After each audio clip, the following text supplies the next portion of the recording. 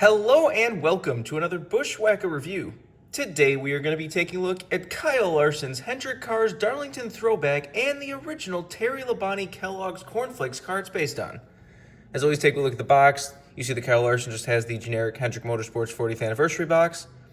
So we still don't have any Darlington Throwback special boxes this year. I don't know why that went away, but this is just the same box that all the Hendrick cars come in. Hendrick Motorsports 40th anniversary, established 1984, got the QR code, Hendrick Motorsports. 2024 NASCAR Cup Series, got a render of the car right there, Hendrick Motorsports. Made a total of 2,052 of these things.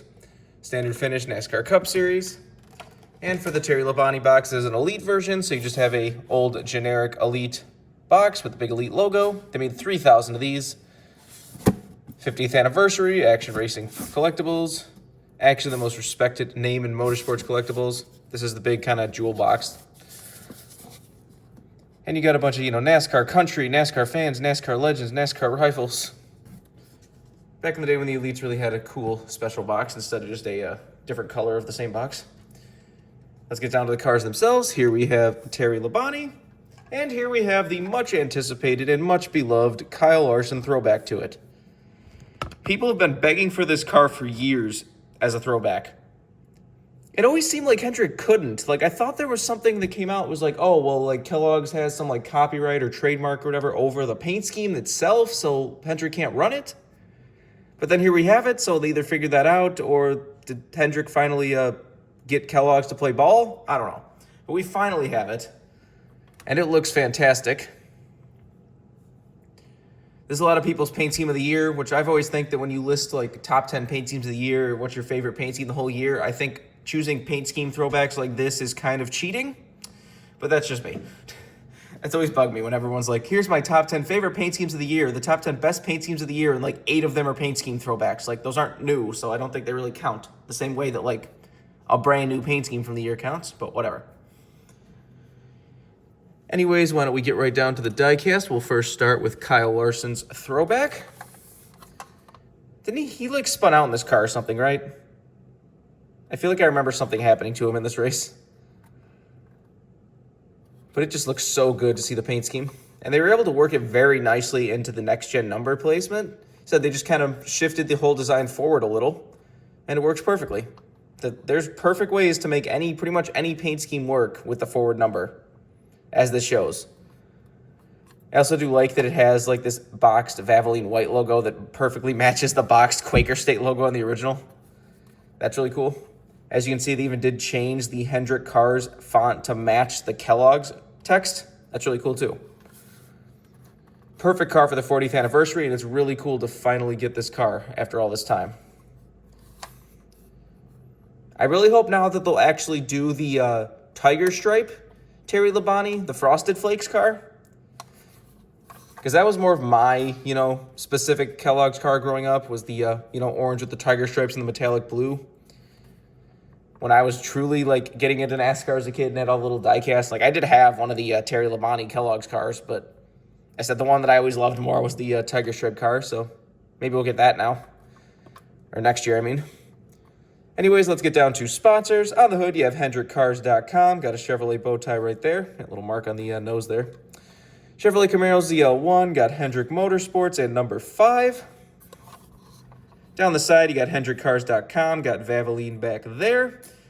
On the C post, you have Hendrick 40th Anniversary. And on the B post, you have Chevrolet, Exalta, Cincinnati, Climb, Freightliner, Mack Tools, and Siemens. Just have Kyle Larson's name in green. I believe it was like that on one version of the car, not this diecast specifically.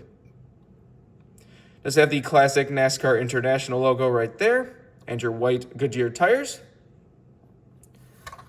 Down the back, you have HendrickCars.com, Chevrolet Camaro ZL1, Valvoline, and number 5. And on the deck lid, you have HendrickCars.com. Nothing on the roof, because there was nothing on the roof of the original. This is number 68. Got the same stuff down the other side as usual. Take a look under the hood. Got Chevrolet bow tie right there. You got HendrickCars.com looking kind of wonky. Wish they would have put the Kellogg's looking Hendrick Cars logo instead of the regular one. Got Valvoline and Wix filters. And there's the engine detail if you want to see that. Obviously no deck lid. The roof flaps, of course, do open. And there's the underside of the car if you want to see that. Just a beautiful, beautiful, well-done throwback. But now let's go to what it's based on. Here we have Kyle Larson's original paint scheme, Terry Labonte's Kellogg's Cornflakes car. This is the 1998 version. There's really not many diecasts that are good of this Terry Labonte diecast. Technically speaking, I think that the throwback is more so based on the Lumina version because of the hood. Because as you can see, it just says, like, you know, we're in Kellogg's and then Cornflakes. It doesn't have the, you know, spot where there'd be chicken and there would be like this other kind of Kellogg's logo. But this is the only way to get like a really good diecast of it. This is the one that most people are getting. I think there is a Revel version of that original Lumina, but like I said, I wanted a more high-end diecast than one of those like retail Revel cars, so I got this one. Because most people are getting this one. It's probably getting hard to find now because everyone's buying it now. But anyways, let's get down to sponsors. On the hood, you have Kellogg's Cornflakes. Got the Chevy bow tie again. Chevrolet Monte Carlo number 5. Down the side, you have Kellogg's. Down here, you have Quaker State and Frosted Mini Wheats. Front of the rear wheel, you have Frosted Flakes, 1-800-MARROW-2, Haas CNC. This is a little bit, the Haas logo's a little wonky there. Got GMAC. Does even have the rooster or chicken or whatever as the jack marker. That's cool. Got Terry Labonte's name on the name rail with the Texas. Got the C-post. You got, was that Slice 50? I forget exactly what that company was. And on the B-post, you have AC Delco, AC Delco, AC Delco, AC Delco, and Pedigree. It does have the 50th anniversary NASCAR logo. I believe this is Kellogg's is the reason it doesn't have the Winston Cup or Bud Polo or anything. Back when they were like, oh, we're cereal, we, you know, advertise for kids too. And before they got to the point recently, well, not recently, but a couple years ago where they just decided that Kellogg cars always had to be on bases because it was not for kids anymore. I don't know.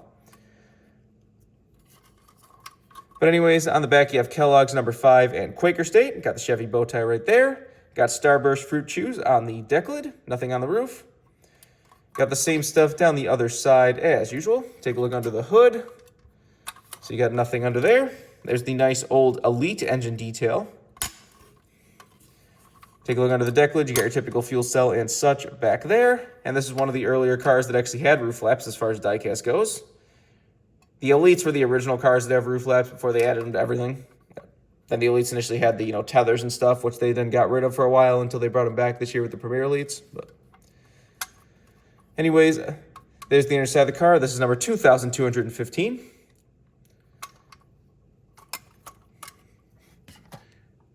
Not a whole much more to talk with a car like this. Like I said, just a very beautiful paint scheme and a very beautiful throwback, and it's really cool we finally got this. Don't know if, like I said, they were waiting for the 40th anniversary to run this car, or they just finally were able to work something out, but it looks so great to finally get this paint scheme back. It's the same Kyle Larson didn't do better in the race. Although Kyle Larson keeps winning in the same paint schemes anyways. He did win in the IndyCar-based paint scheme at the Brickyard this year, but I mean, like, most of his wins at Hendrick lately have always been either the primary, just Ricky Hendrick paint scheme, or the red and white Valvoline car. It seems like are the only 2 cars he ever wins in. That except for like the occasional outlier, like the Coke 600 car his first year at Hendrick, or like I said, the IndyCar base paint scheme. Which was a fantastic idea to bring that back for the Brickyard 400 since Kyle Larson never got to actually race it at the Coke 600. But anyways, back to this car. This is just a fantastic paint scheme. This is definitely going to be one of the most popular diecasts of the year right here. It is a brand new release. You can get it right now.